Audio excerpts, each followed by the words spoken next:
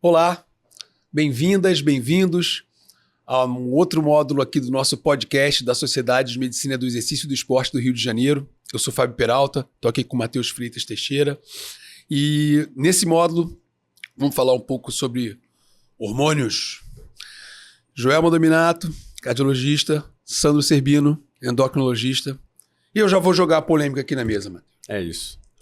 Vamos lá. É o que a gente quer. Vamos falar das bombas. Bomba, como é que é isso? Como é que a gente está vendo? Eu recebo no consultório, às vezes, paciente, e tem até uma associação perigosa que está havendo de medicina do esporte. As pessoas acham que é um especialista que vai administrar seguramente, com todas as aspas, um ciclo de esteroide anabolizante, ou vários ciclos, Sim. ou ciclos intermináveis. Exato. Aquelas coisas assim, e eu já falo, olha, eu não sei mexer com isso. Então, às vezes, eu tenho que lançar a mão, né, de um colega, por acaso, na clínica lá onde a gente tem consultório, trabalho com uma endocrinologista, geralmente ela vem e a ideia é tirar daquilo, né? Explicar todos os riscos envolvidos, e não são poucos. Então, eu queria ver como vocês estão vendo isso na prática de vocês, né? O pessoal está usando, a gente sabe que tem gente que usa até em vestiário de academia, né? Tem o underground, que é ainda mais tenebroso. Como é que tem sido isso para vocês? Ver com você primeiro, Sandro. Você, dentro da Endoc, é o cara do hormônio, e depois ver com você como é que você tem visto essa repercussão nos seus pacientes de cardiologia. Primeiramente, obrigado pelo convite. A gente vê com muita preocupação, porque assim, a gente vê alterações que são irreversíveis, né? Então, assim, a gente vê que as pessoas estão usando o esteroide, como você mesmo falou, em qualquer lugar. Você compra em academia, você compra hoje na internet, você tem informações erradas. Então, assim, o paciente ele fica sem saber o que fazer e quem seguir.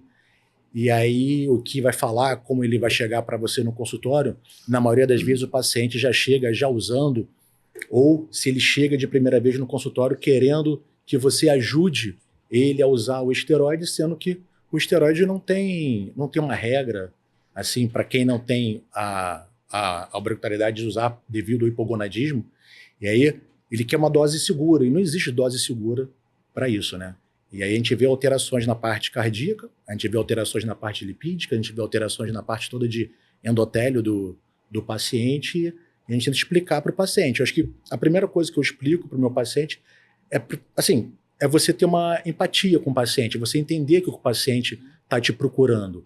Porque tem muitos colegas que não sabem ter o controle do que está fazendo com a parte do esteroide, e também muitas das vezes o paciente ele não sabe usar isso direito. Então, às vezes muitos colegas criticam, e tem que saber entender por que o paciente quis usar. Porque ou ele quis usar porque queria uma moda, ou porque quis usar por causa de estética. Então, assim, ter uma empatia, explicar os problemas, os efeitos colaterais, que são muitos, e a gente tenta amenizar um pouco ali no consultório, ter um pouco de, o que eu falei, empatia com o paciente. Sim, fundamental. Eu acho que, primeiro, obrigada pelo convite, feliz de estar aqui com vocês. Acho que é um problema de saúde pública que a gente vive hoje, né? A gente está no meio de rede social, está no meio de culto ao corpo, de pessoas que fazem uso de esteroides e mantêm um corpo e tem uma fama e uma gama enorme de adolescentes e jovens se inspirando nessas pessoas.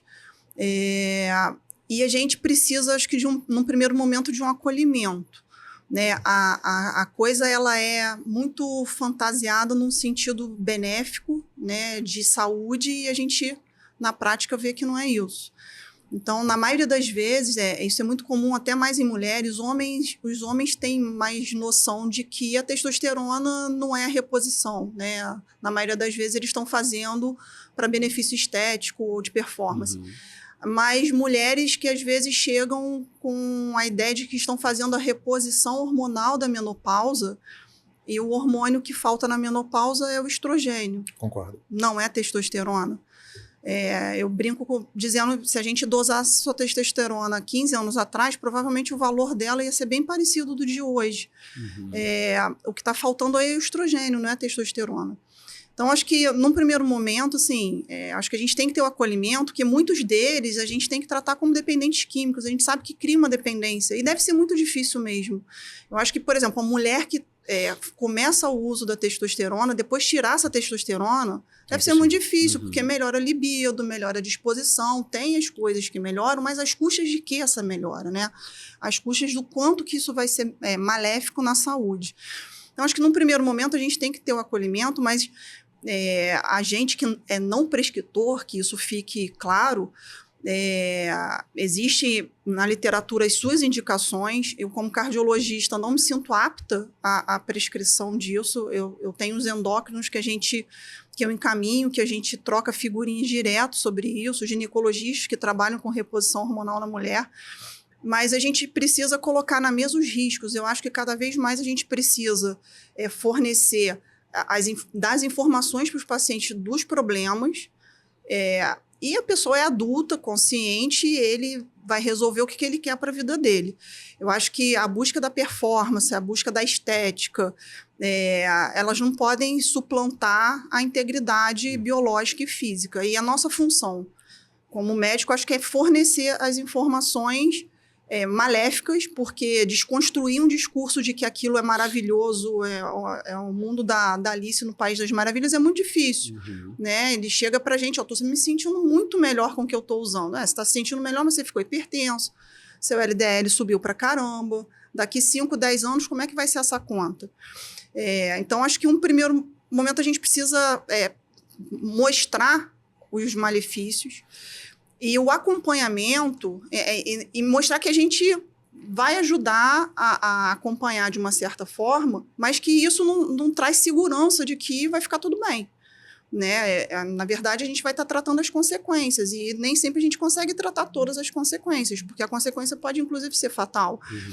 Então, eu sempre tento mostrar o que pode trazer de problema, e trabalhar no acompanhamento em cima de um tripé de consequências que vão envolver desde injúria vascular, a hipertensão, as cardiomiopatias e arritmias.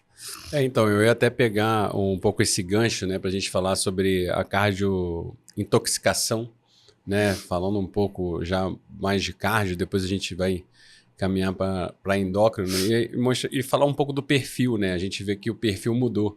Antigamente a gente via o cara que era usuário como um cara fisiculturista, né? Aquele cara gigante, enorme, e isso não. Hoje em dia a gente vê pessoas que fazem ciclos de 2, 3 ciclos, porque querem estar no shape do verão. E isso é extremamente complicado, né? Porque elas não sabem o risco que elas estão causando, porque elas querem sempre fórmulas mágicas, né? Então eu queria que você pontuasse mais essa questão da cardiotoxicidade, e já pegando o gancho também, né, Sandro, e falando assim, porque alguns momentos existe a necessidade da testosterona, né? E que momento é esse?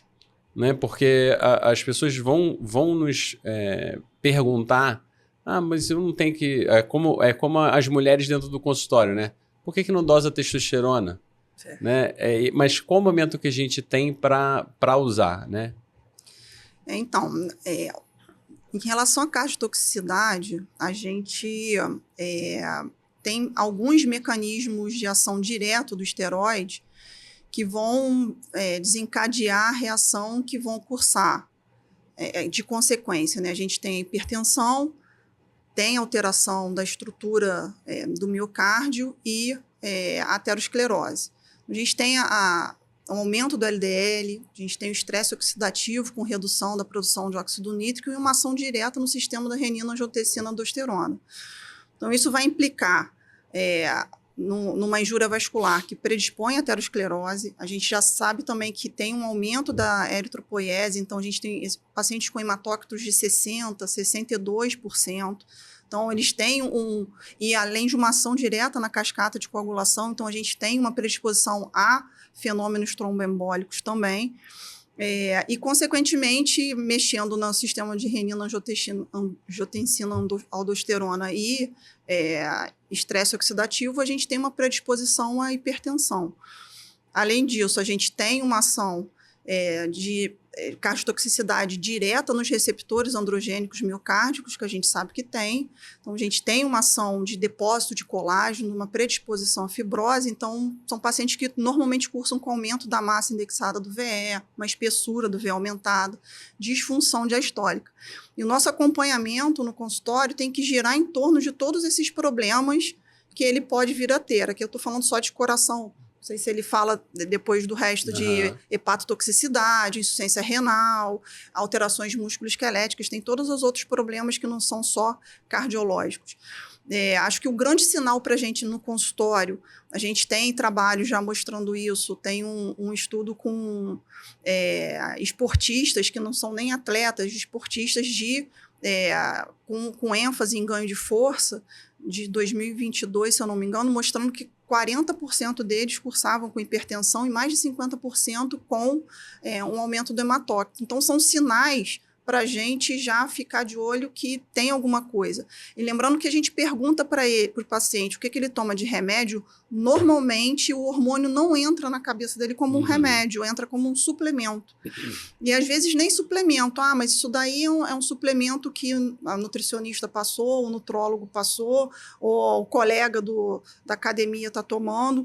Então tem que perguntar objetivamente sobre o hormônio, qual o hormônio que está usando. Tem alguns hormônios que têm uma ação maior de cardiotoxicidade, tem alguns que ultrapassa a barreira hematocefálica, então a gente vai ter uma ação maior em sistema nervoso autônomo, de agressividade, de aumento de chances de suicídio. Então a gente tem que girar o nosso acompanhamento de consultório em torno de todos esses problemas que o esteroide pode causar. Então, hoje, a gente sabe que não tem como a gente acompanhar esse paciente sem um ecocardiograma com strain. E a gente tem um trabalho recente até que foi publicado da sociedade, na arquivos da Sociedade Brasileira de Cardiologia, falando do acompanhamento de eco, que precisa de strain, precisa do trabalho miocárdico, né, que a gente vê a relação da pressão com o strain, que é uma das alterações mais precoces cardiológicas, de estrutura cardiológica que esses pacientes podem ter. E o acompanhamento, obviamente, de LDH, LDL e as outras coisas que podem vir a ser alteradas. Entendi. E, Sandra, essa questão da testosterona, quando que a gente prescreve? Assim, testosterona não é a vilã, né? Porque as pessoas entram no consultório perguntando, testosterona é bomba. Não, não é bomba. É um hormônio que o homem realmente precisa, chegando a uma certa idade, que ele vai precisar do uso da testosterona. Claro que vai ter lá os seus sintomas, que a gente segue aí a diretriz de idade bem. Então a gente vai dosar a testosterona com 2 dosagens de manhã, para a gente realmente bater nessa tecla e falar, realmente você tem um hipogonadismo, só que a gente tem que lembrar que a gente também vai dosar os outros hormônios, não só a testosterona. Então, não é uma vilã. A gente fica preocupado hoje quando o paciente chega lá no consultório e fala assim, mas é bomba? Eu falei, não, não é bomba. É um esteroide no qual uma testosterona que você precisa desse hormônio para dar continuidade na sua vida, vamos dizer assim. Porque o paciente, quando ele chega a uma certa idade, a gente sabe que vai ter a baixa de testosterona, nós homens aqui vamos ter. Então, fatores que levam a gente a ter a baixa de testosterona, a idade, a obesidade e a parte do estresse. Então, você está falando de cortisol. Então, hoje, muitas vezes as pessoas perguntam assim para mim, Sandra, mas todo mundo está agora com baixa de testosterona? Eu falei, cara, sedentarismo, a obesidade aumentou, as pessoas não estão fazendo exercício físico e as pessoas estão vivendo com mais estresse. Então, assim, isso são fatores que vão levar a nossa baixa produção de testosterona. Então, assim, a gente fica preocupado com isso, sim.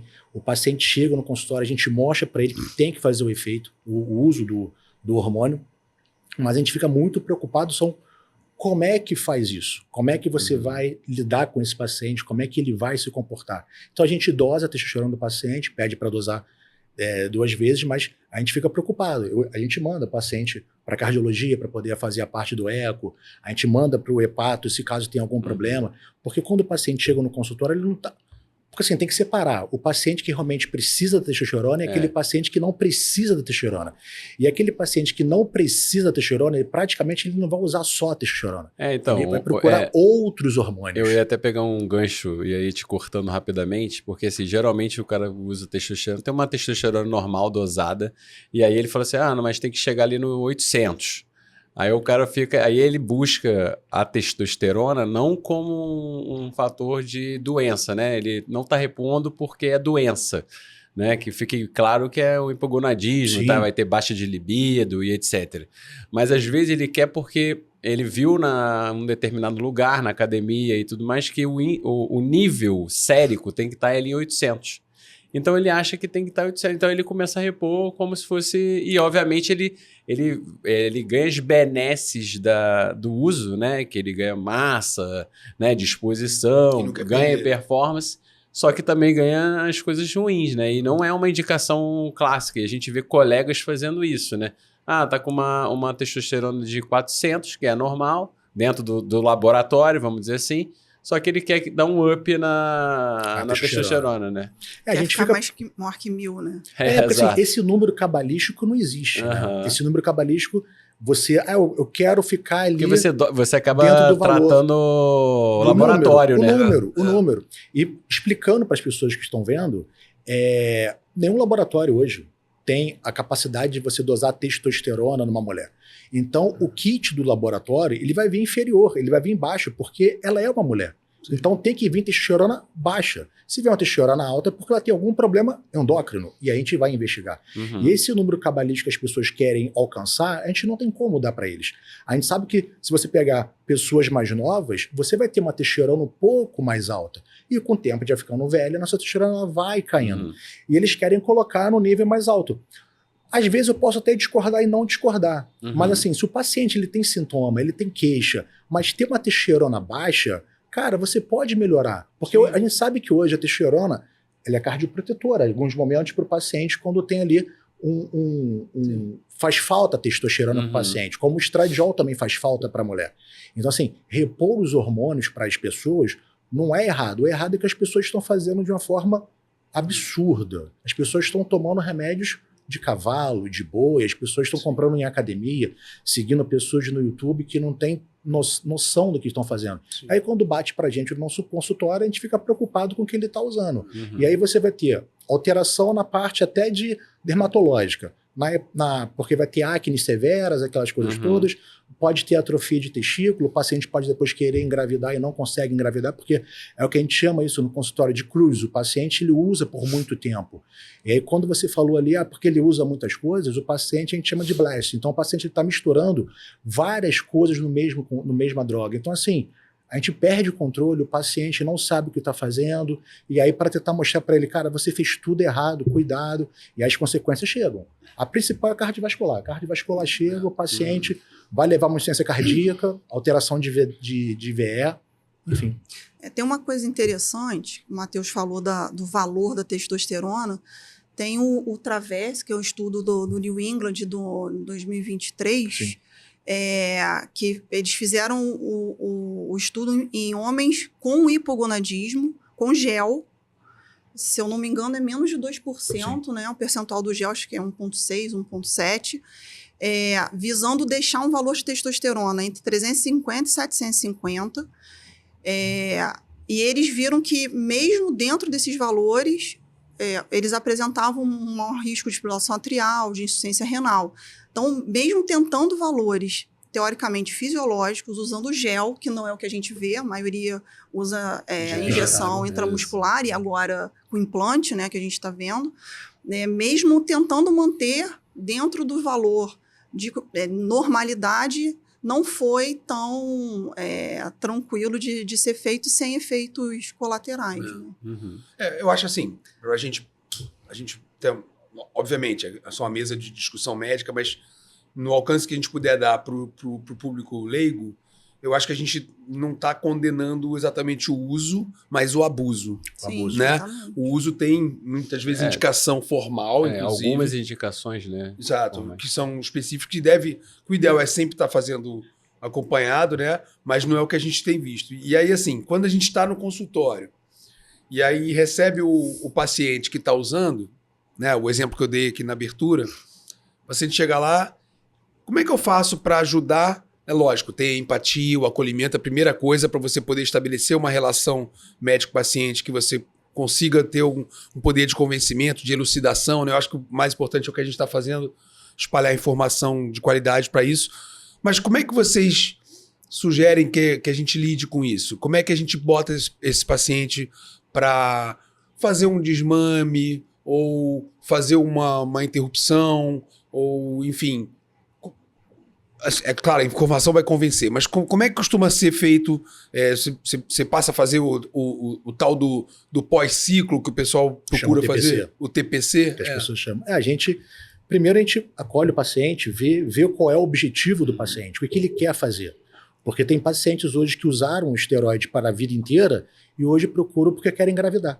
Aí você fala, cara, aí a gente solicita lá o espermograma, a gente faz o acompanhamento com o paciente e fala, tem que parar. Se você realmente tem esse objetivo, você tem que parar agora porque você vai querer engravidar, aquela coisa toda. E muitos não querem, foi o que você falou, quer ficar no shape, vamos dizer assim, e não querem parar.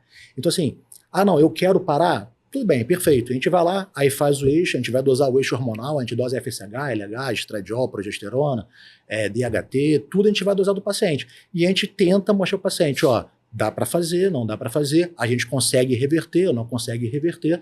E aí tem paciente meu no consultório que eu falei, cara, você usou durante muito tempo, não tem como, agora vamos tentar fazer uma FIV, sabe? Aí eu mando para o ginecologista. Então assim, o leque de pessoas que depois que ele usa o esteroide é muito grande. A gente coloca em jogo o cardiologista, a gente coloca o ginecologista, a gente coloca até o hematologista, dependendo de alguma coisa que ele faça, o hepato. Então assim, todo mundo entra na briga junto, não a briga, né, mas tentar entender o que o paciente fez com ele mesmo para tentar consertar o que ele fez na vida dele lá usando o esteroide, sem acompanhamento, aquela coisa toda, porque ele precisava. O que não precisava, a gente fala, cara, agora é com você, e a gente tenta te ajudar, mas algumas sequelas vai ficar. E são lesões que ficam, lesões cardíacas ficam para sempre, não vai sumir. Lesou o coração, lesou o coração. Cicatrizes de acne vão ficar pro resto da vida, pode fazer tratamento, sabe? Tá infértil, vai ficar infértil, vai ter atrofia testicular, vai ter isso tudo. E a menina também, a menina vai ter atrofia de ovário, vai ter toda aquela parte ginecológica alterada, não tem como fugir disso. Aí, mas a gente acolhe, dose os exames, vê como o paciente vai se comportar e a gente tenta ajudar um pouco. Lembrar que tem algumas complicações que são dose, tipo do hormônio e tempo dependente, né? E algumas são irreversíveis mesmo, dependendo do tempo. Não, e quando a gente passa assim, a pessoa usou, né? Quanto tempo depois ela tá limpa, se existe esse tipo de situação, né? Quando ela para, se dá para parar diretamente, eu tô usando aqui XYZ. Dá para parar e não ter nenhuma repercussão, como se fosse parar de fumar, né? Se existe algum tipo de tempo, né? E depois que a gente altera o eixo, será que ele volta ao normal? Essa é uma pergunta que eu sempre me faço, né?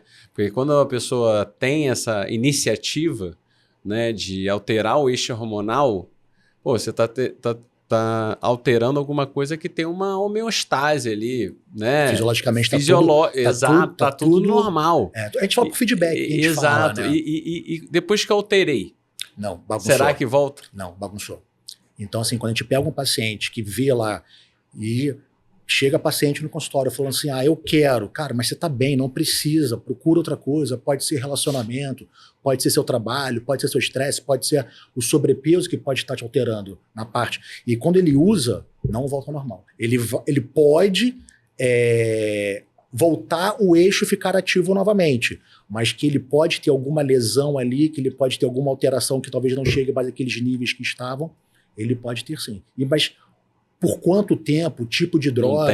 Assim, a gente fala que ele pode recuperar até em um mês, porque assim, você pode abrir mão de medicamentos para ativar a parte hormonal, que a gente pega, botar no gatilho. Como a gente está falando de esporte, então assim, só para você ter uma ideia, a nandrolona, que as pessoas usam muito, ela fica no corpo durante 2 anos. Então imagina você que é um atleta, que você quis usar e depois você vai ter uma federação por trás de você e você cai no doping. Sim. Entendeu? Então você vai cair. Então assim, o paciente tem que saber muito o que ele quer fazer, qual é o objetivo. Então o importante do paciente é saber qual é o objetivo, que ele quer fazer. E aí você acompanha. Assim, eu não fecho os olhos para meus pacientes que me procuram no consultório porque são atletas de alguma coisa.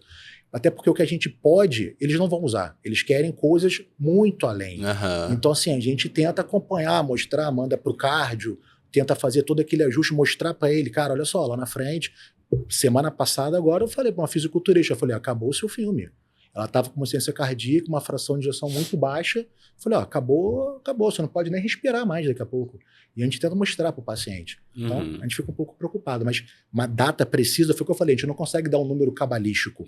Mas que a gente entrega para o paciente, ó, você vai voltar ao normal ali, aquela coisa? Não posso falar, mas que o eixo volta, ele ativa novamente. Ah, é? Porque não, é porque eu tô falando isso porque dependendo paciente... dependendo do tempo. Do tempo e dose, do tempo e dose. E do medicamento. Acho até de via de administração também, porque né? Assim, às vezes... E agora com implante também. Tem de tudo agora. Então, agora, porque tem um paciente, né, que usou por um tempo, usou de 2013 a 2015, e ele foi manifestar uma trombose em 2018. Sem nenhum tipo de causa aparente. Então, assim, ele tinha parado e existe um tempo que aquele negócio ali alterou. Alterou. Então, esse cara, eu costumo dizer, se ele usa, ele tem que estar muito ciente que a partir do momento que ele usou, ele assumiu um risco para a vida dele.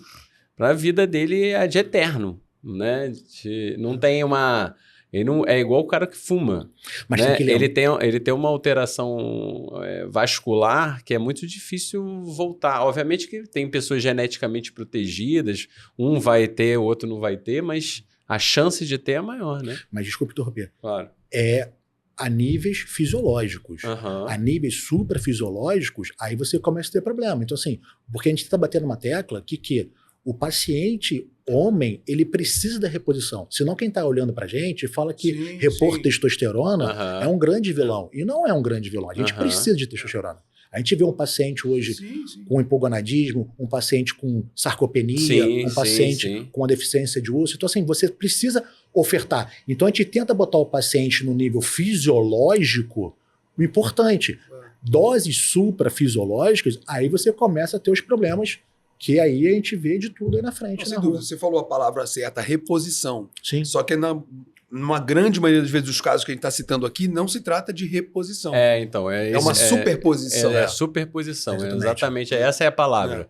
Né? A gente não fala de reposição. Com certeza há indicações. Não, tem que ter indicação. Sim. Você não pode simplesmente falar aqui, a gente está aqui aberto falando que testosterona é uma vilã. Não é. Não, com certeza. Entendeu? A gente precisa entender. Quando a gente vai falar de esporte, a gente pensa também nisso, né? O esporte, principalmente esporte de alto rendimento, ele nem sempre, muitas vezes, não vai estar ligado à saúde, né? Atividade física, uma vida mais ativa, é lógico, a gente sabe que, né, uma aptidão física melhor, que é o que se espera do atleta, está mais ligado a indicadores de saúde melhores.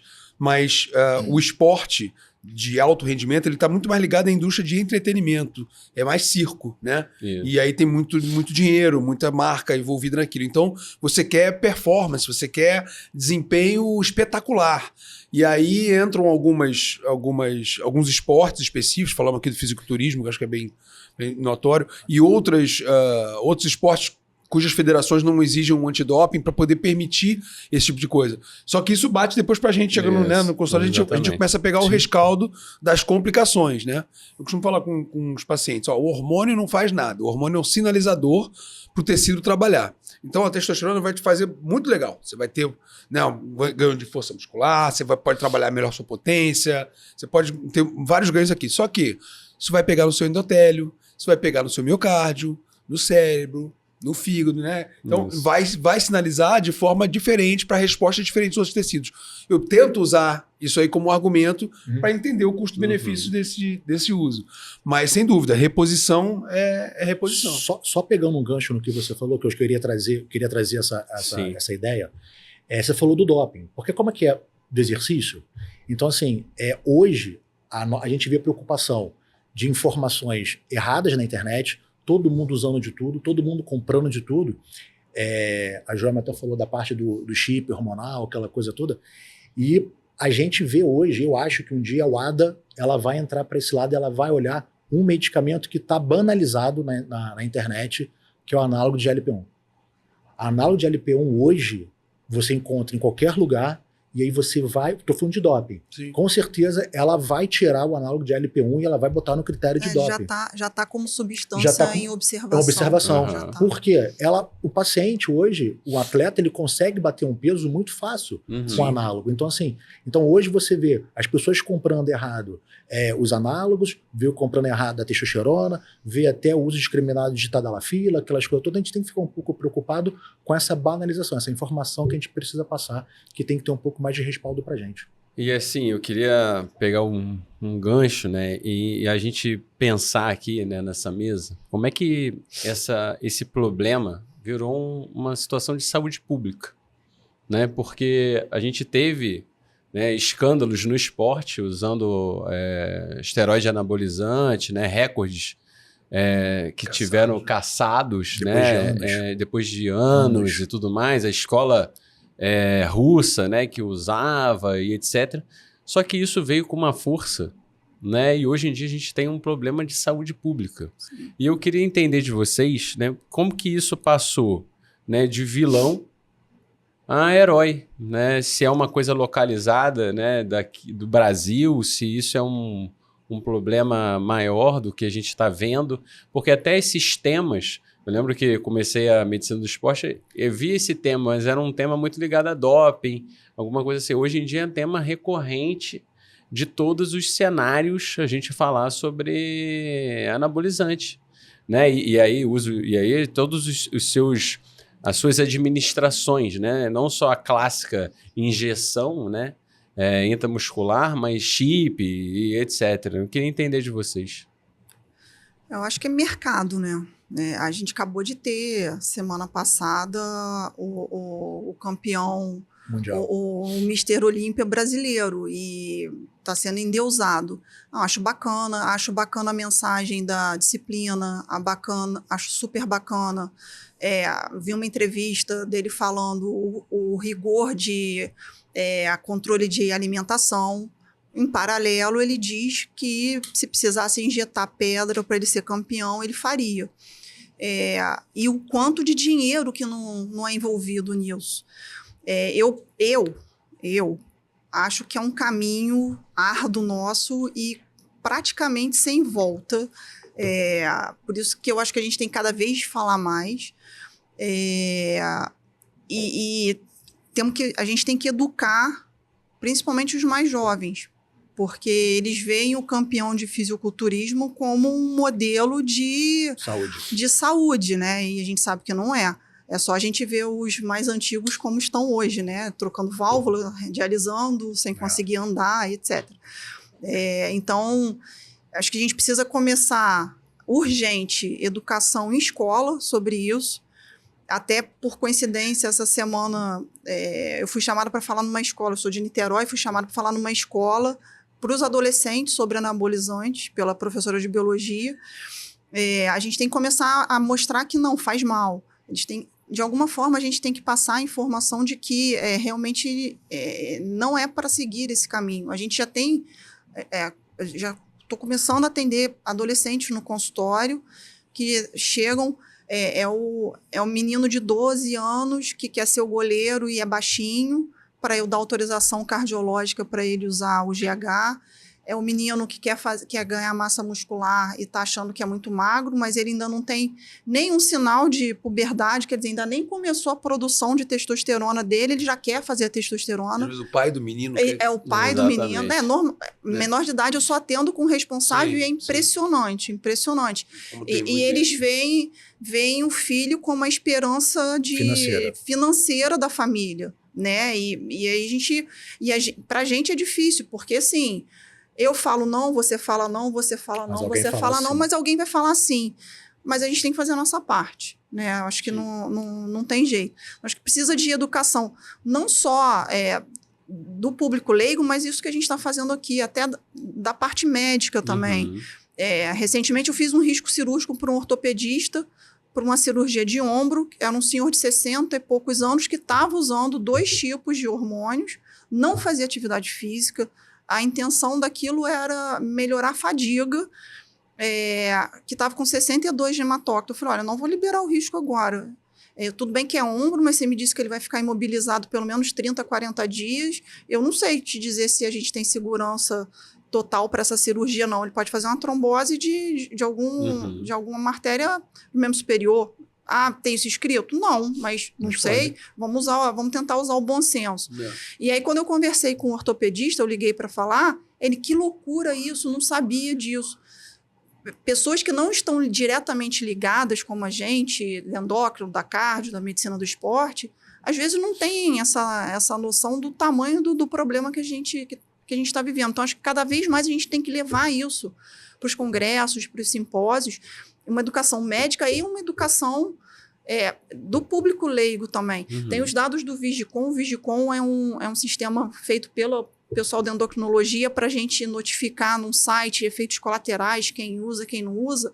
A última vez que eu vi, deve ter uns 2, 3 meses, quase 80% dos esteroides eram prescritos por médicos. Não eram receitas de academia, o personal que deu, eram prescrições médicas. E 50% busca por estética. Né? Agora a gente tem aí os emagrecedores, as pessoas querem o shape do verão em 2 meses e acham que está tudo certo. Então, eu acho que a gente tem que falar muito disso, mas a parte financeira, o marketing é muito grande, e a gente tem um árduo caminho aí. Vou dar a minha opinião. Eu acho que, assim, concordo com tudo que ela falou. É um caminho sem volta. Não tem como voltar atrás. Por causa da internet, por causa da geração YouTube. Então, você não tem como mais voltar atrás. Então, assim, a gente vai ter que remar agora um pouquinho para trás, pegar os cacos e juntar e falar, vamos ter que agora tentar pegar essa geração nova para não ter essa cabeça, porque tem uma geração que a gente perdeu.